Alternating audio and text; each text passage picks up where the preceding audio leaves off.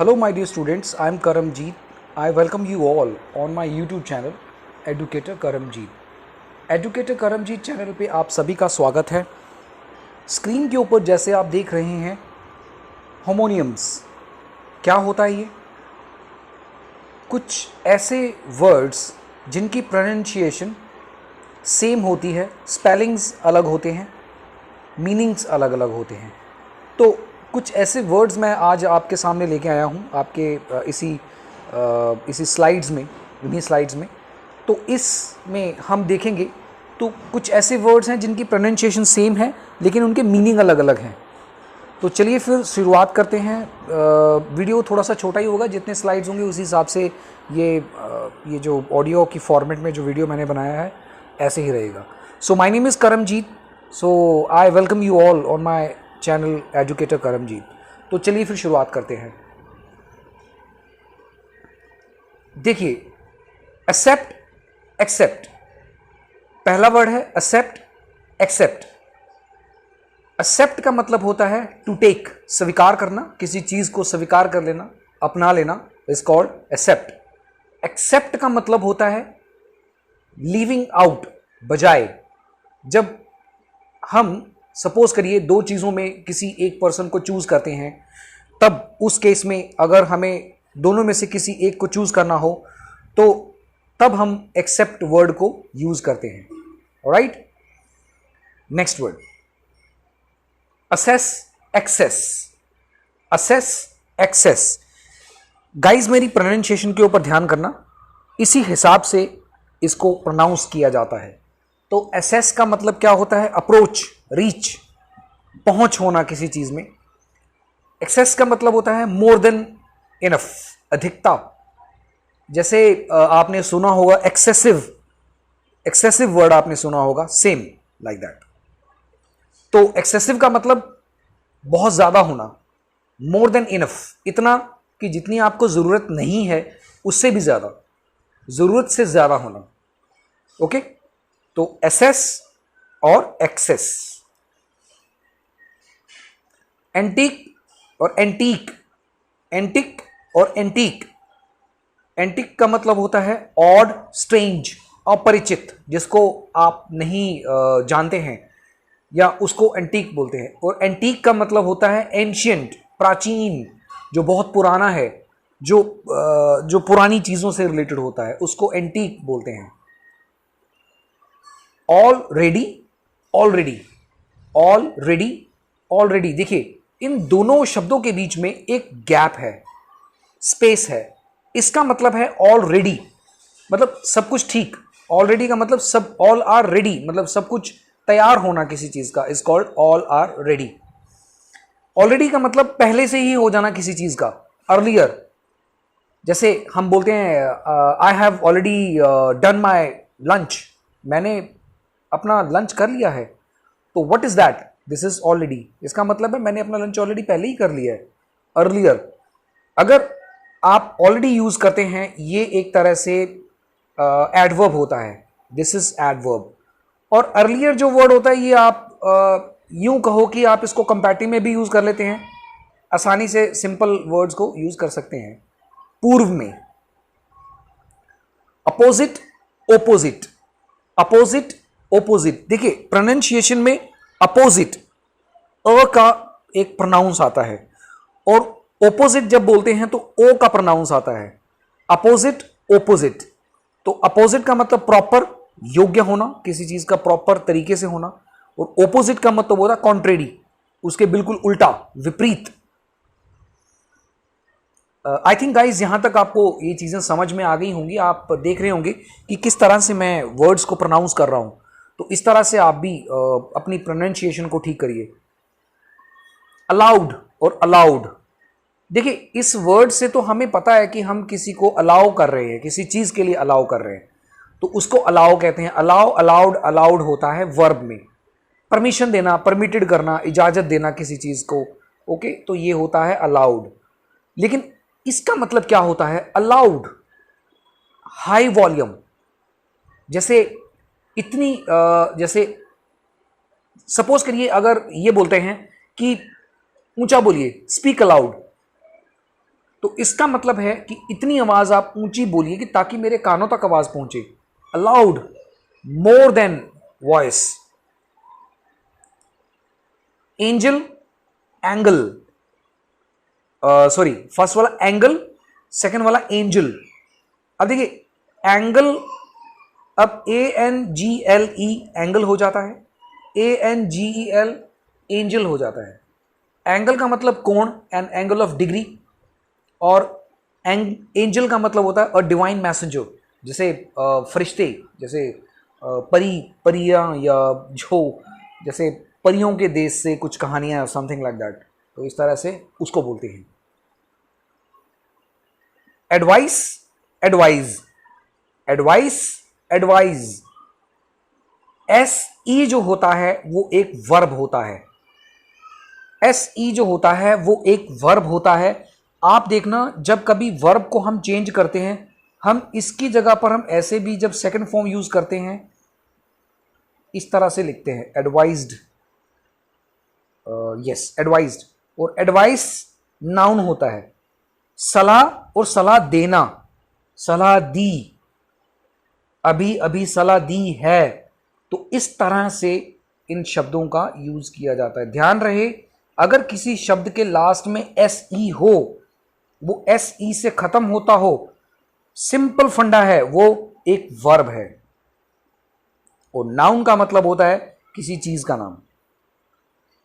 All together, all together, all together, सभी का इन a body, एक साथ होना। ऑल टुगेदर, कंप्लीटली, पूरी तरह से होना।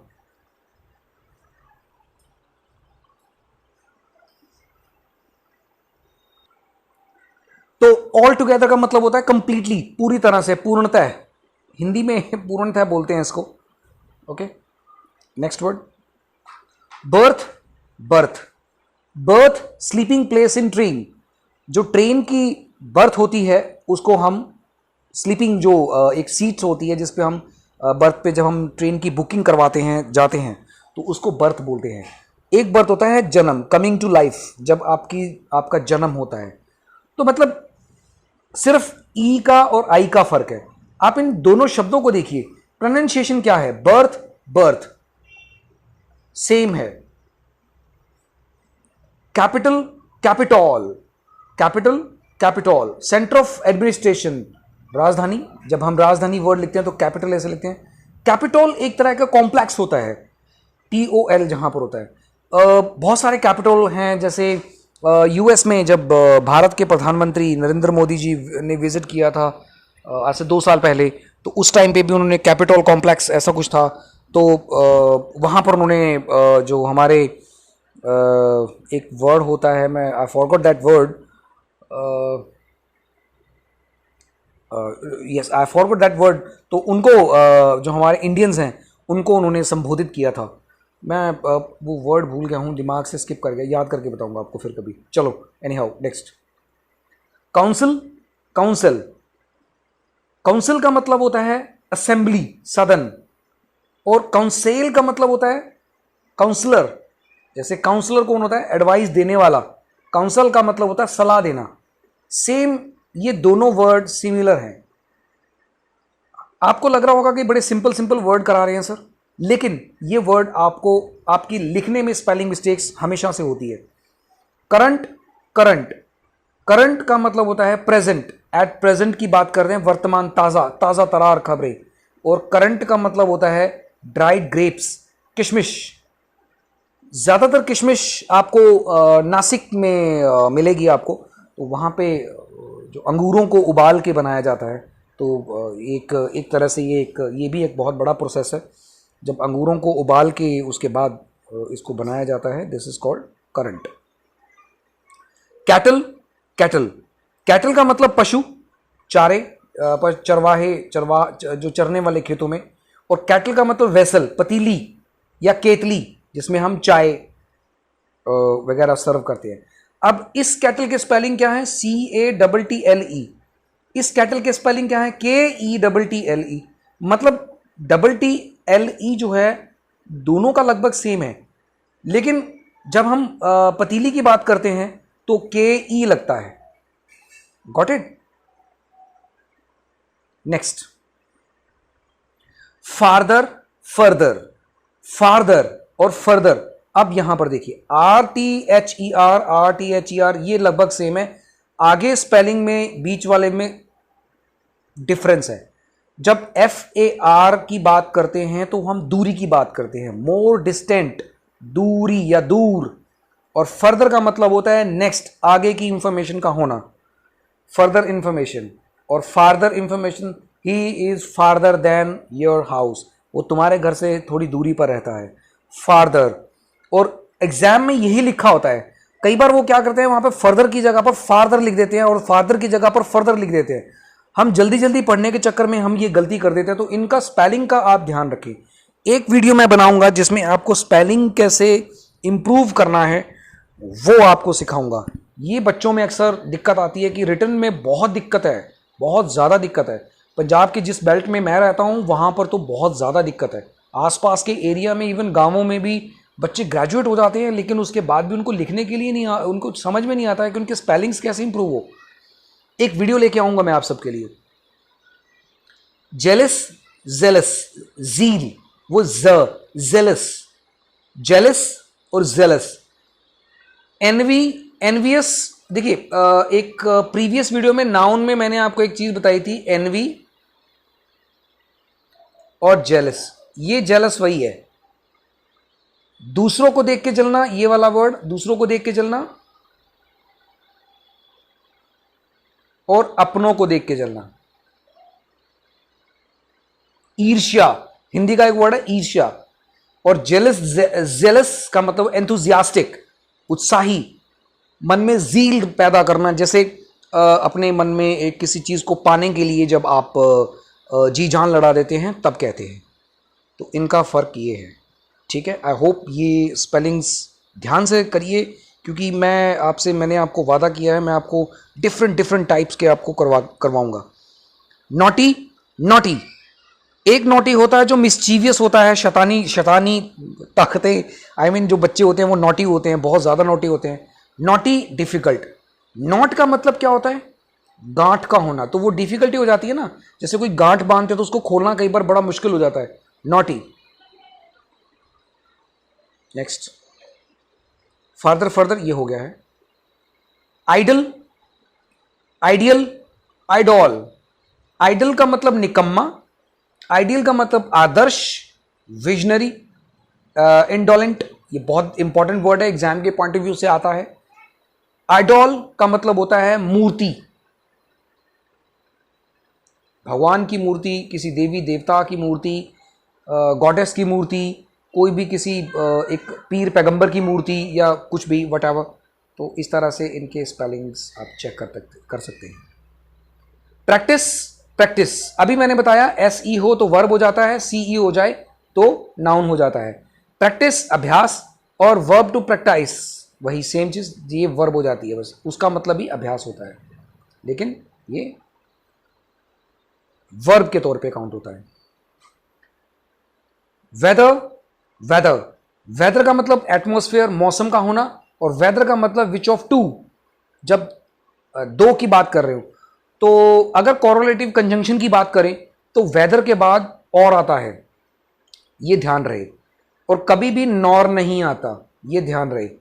वेदर के बाद हमेशा और आता है और नॉर नहीं आता, ये कोरिलेटिव कंजंक्शन है। को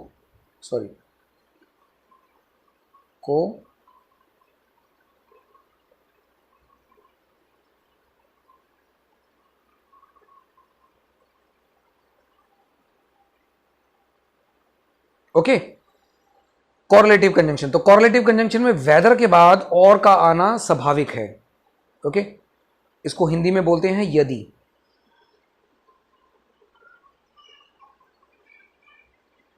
नेक्स्ट,